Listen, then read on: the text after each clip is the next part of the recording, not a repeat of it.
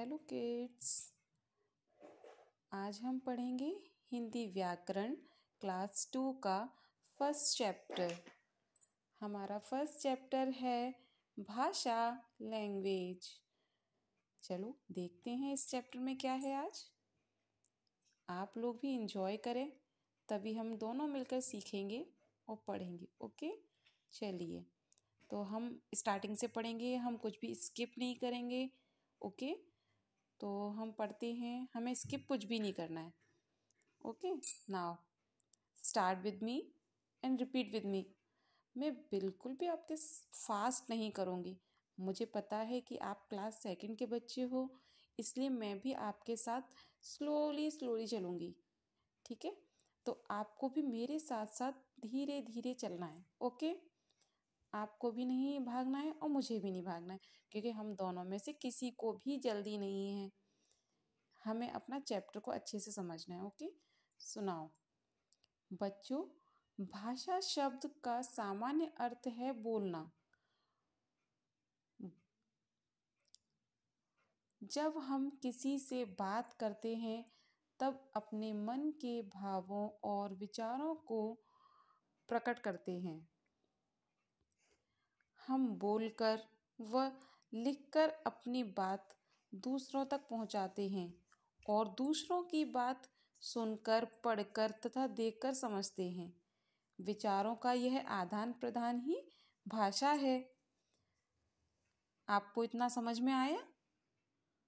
हमारे यहाँ कहने का मतलब ये है कि जब हम कोई भी बात करते हैं, आप लोगों को अपने बारे में कोई भी बात बतानी है, अपने पेरेंट्स को बतानी, किसी को भी बतानी है XYZ, तो आप कैसे बताओगे? बोलोगे, या फिर आप अपने फेस से बता दोगे। कहीं ना कहीं अगर आप सैड हो तो अपना सैड वाला फेस बना लोगे, है ना।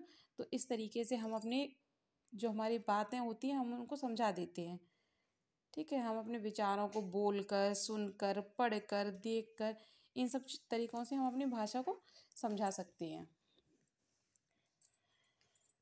बच्चों, चित्र में बहुत से लोग चिड़िया देखने आए हैं।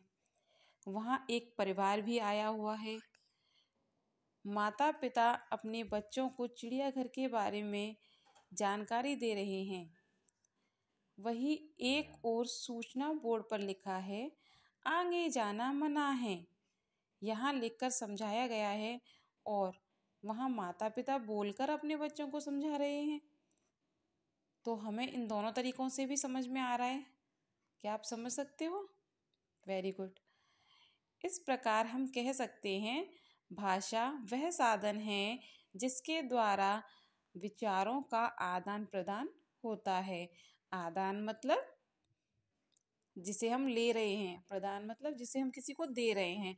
मतलब भाषा, समझ रहे हो आप, कि एक दूसरे के विचारों का आदान प्रदान करना ही भाषा है। आप किसी को कुछ बोल रहे हो तो वो सुन रहा है, अगर वो बोल रहा है तो आप उसको सुन रहे हो। तो इस तरीके से हम भाषा को समझते हैं, यही हमारी लैंग्वेज है। बच्चों, हम अपने मन के विचारों को बोलकर व लिखकर प्रकट करते हैं। इस आधार पर भाषा के 2 रूप होते हैं, मौखिक भाषा, लिखित भाषा। जब हम बोलकर अपने मन की बात दूसरों को बताते हैं और दूसरों की बात सुनकर समझते हैं, तो इस तरह की भाषा को मौखिक भाषा कहते हैं। बताओ बच्चों, समझ में आया? मौखिक भाषा किसे कहते हैं? जब हम बोलकर अपनी मन की बात, हमारे जो मन में बात चल रही होती है, हम किसी दूसरे को बताते हैं, ठीक है, या दूसरों की बात सुनते हैं, तो इस तरीके से जो लैंग्वेज होती है वो हमारी मौखिक हो जाती है। ठीक है, मौखिक भाषा कहते हैं हम इसको। इसमें हम कुछ भी रिटर्न नहीं कर रहे, लिख नहीं रहे हैं, हम पढ़ नहीं रहे हैं, ओनली मुंह से बोल दिया। अब चलो आगे देखते हैं। दिए गए चित्र में नव्या सभी को बोलकर एक कहानी सुना रही है। सभी बच्चे उसकी कहानी को ध्यानपूर्वक सुन रहे हैं। यह भाषा का मौखिक रूप है। ठीक है, समझ गए आप? यहाँ पे नव्या है नव्या एक कहानी सुना रही है जिसको सभी बच्चे सुन रहे हैं, ध्यान से सुन रहे हैं। तो ये क्या है? ये मौखिक रूप है, यही मौखिक भाषा है। ठीक है, जो भी आप अपने बात अपने फ्रेंड्स के साथ करते हो तो और वो लोग आपकी बात को सुनते हैं, तो क्या है? ये मौखिक है। ठीक है, चलिए नेक्स्ट हम पढ़ते हैं। नेक्स्ट है हमारा, जब हम अपनी बात लिखते हैं और दूसरा व्यक्ति पढ़कर उसे समझता है तो इस तरह की भाषा को लिखित भाषा कहते हैं। जब किसी व्यक्ति ने लिखी और किसी दूसरे व्यक्ति ने उसको पढ़कर समझा तो उसे लिखित भाषा कहते हैं। दिए गए चित्र में अध्यापिका श्याम पट्ट पर लिखकर बच्चों को पढ़ा रही हैं। बच्चे श्याम पट्ट देखकर अपनी उत्तर पुस्तिका में उसे लिख रहे हैं। यह भाषा लिखित रूप है, यह भाषा का लिखित रूप है। आप देख सकते हैं यहाँ पे एक मैम है जिन्होंने लिखा है सच्ची मित्रता। इन्होंने क्या किया है? इन्होंने बोला नहीं है। अगर यही बात इन्होंने अपने मुंह से बोली होती तो ये क्या हो जाती? मौखिक भाषा। लेकिन और बच्चों ने क्या सुना होता। लेकिन यहाँ क्या हो रहा है? मैम ने लिखा है श्यामपट्ट यानी कि बोर्ड पर। तो बोर्ड पर मैम ने लिखा है सच्ची मित्रता और बच्चे देखकर क्या कर रहे हैं? उसको लिख रहे हैं। ठीक है, बच्चों ने उसको पढ़ा वहां पे लिखे हुए को और फिर उसके बाद उन्होंने भी लिखा। तो ये हमारी क्या हो गई? लिखित भाषा। चलिए पशु पक्षियों की बोलियां। अब हम पशु पक्षियों की बोलियां भी समझ सकते हैं। हमारी तो आपने समझ ही ली है, हमारी तो एक भाषा होती है, लेकिन इन लोगों की तो कोई भाषा नहीं होती। इन लोगों के कुछ ऐसे साइंस होते हैं जिनके हम समझ जाते हैं कि कौन से जानवर हैं। ठीक है, चलिए बच्चों, पशु पक्षियों की भी अपनी बोलियां होती हैं जिसे वे ही आपस में समझ सकते हैं। हम कुछ पशु पक्षियों की बोली को जाने। अब आपको पता है ये हमारी कौन है? बिल्ली, जिसे हम क्या कहते हैं? बिल्ली मौसी। देखो कैसे स्माइल कर रही है। तो इसकी हम करते हैं ना म्याऊं म्याऊं। नाउ सेकंड ये कौन है? ये है हमारे डॉगी राजा। ठीक है, जिसे हम क्या बोलते हैं? कुत्ता। ये क्या करते हैं? भौं भौं। ठीक है, ये हमारी कौन है? बकरी। बकरी क्या करती है? मैं मैं। ये हमारी कौन है? चिड़िया। क्या करती हैं? ची ची। ये कौन है? मोर। मोर क्या करता है? पीहू पीहू। ये कौन है भाई? ये है तोता। ये क्या करते हैं? टें टें। चलिए नेक्स्ट चलते हैं अपन। आप भी इस चीज को एंजॉय करें मेरे साथ, बोर नहीं होना है आपको। ठीक है, थोड़ा सा है, अभी हम इसको फिनिश करेंगे और आपकी अंडरस्टैंडिंग बहुत अच्छी हो जाएगी। बोलना, सुनना, लिखना और पढ़ना, यह सब भाषा है। आप समझे? बोल रहे हैं, हम सुन रहे हैं, हम कुछ भी लिख रहे हैं, हम कुछ भी पढ़ रहे हैं, ये सब क्या है? ये सब कुछ भाषा है। भाषा वह साधन है जिसके माध्यम से हम अपने विचार बोलकर या लिखकर दूसरों तक पहुंचाते हैं तथा दूसरों के विचार सुनकर या पढ़कर समझते हैं। ठीक है, हम अपने विचारों को किस तरीके से समझाते हैं? बोलकर या लिखकर। और जब दूसरों की बात आती है तो हम दूसरे के विचारों को कैसे समझते हैं? सुनकर या पढ़कर। भाषा के दो रूप होते हैं, मौखिक भाषा, लिखित भाषा।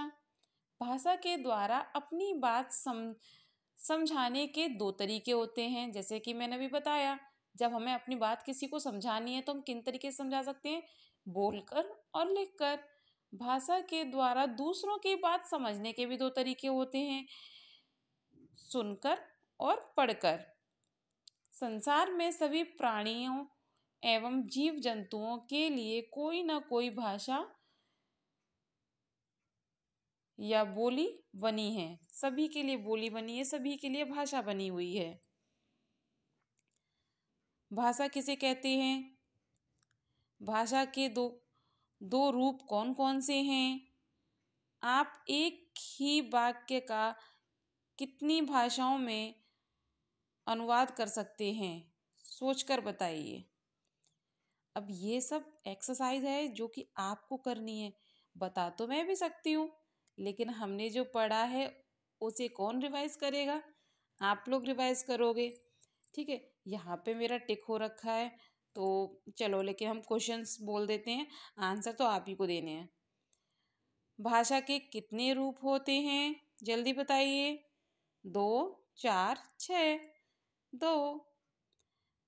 लिखकर अपनी बात कहना भाषा का कौन सा रूप है? मौखिक, लिखित, सांकेतिक? आंसर इज लिखित। हम दूसरे व्यक्तियों की बात कैसे समझते हैं? हमें किसी दूसरे की बात समझनी है। आप समझ रहे हो? हमें किसी दूसरे की बात समझनी है, तो बोलकर नहीं, बोलकर तो हम अपनी बात को समझाएंगे। सुनकर, यस, हम कोई बोल रहा है, हम उसकी बात को सुनकर ही समझेंगे। ठीक है, सीख कर नो। ठीक है, अब आते हैं हमारे फिल इन द ब्लैंक्स। ठीक है, हम दूसरों की बात डैश समझते हैं। बताइए कैसे? सुनकर। लिखकर अपनी बात कहना भाषा का डैश रूप है। बताइए कैसा रूप है? लिखकर, लिखित भाषा। कविता बोलते समय डैश भाषा का प्रयोग करते हैं। बताइए, जब हम बोल रहे हैं तो हमारी कौन सी भाषा है वो? मौखिक। भाषा केवल डैश मनुष्य ही बोलते हैं। सॉरी, भाषा केवल डैश ही बोलते हैं, मनुष्य। मनुष्य भाषा के बिना डैश के समान है। पशु, आपको पता है, उनकी कोई भाषा नहीं होती है, उनकी कुछ ही बोलियां होती हैं जो उनकी समझी जाती हैं। चलिए, अब हमारी वीडियो कुछ ज़्यादा ही लॉन्ग होती जा रही है, तो मुझे लगता है हमें अपना बंद कर देना चाहिए अपना सेशन। तो आज के लिए इतना ही। आप इसका स्क्रीनशॉट ले लीजिएगा और आप इसको फिल कीजिएगा। ओके, तो आज के लिए इतना ही। Thank you for watching.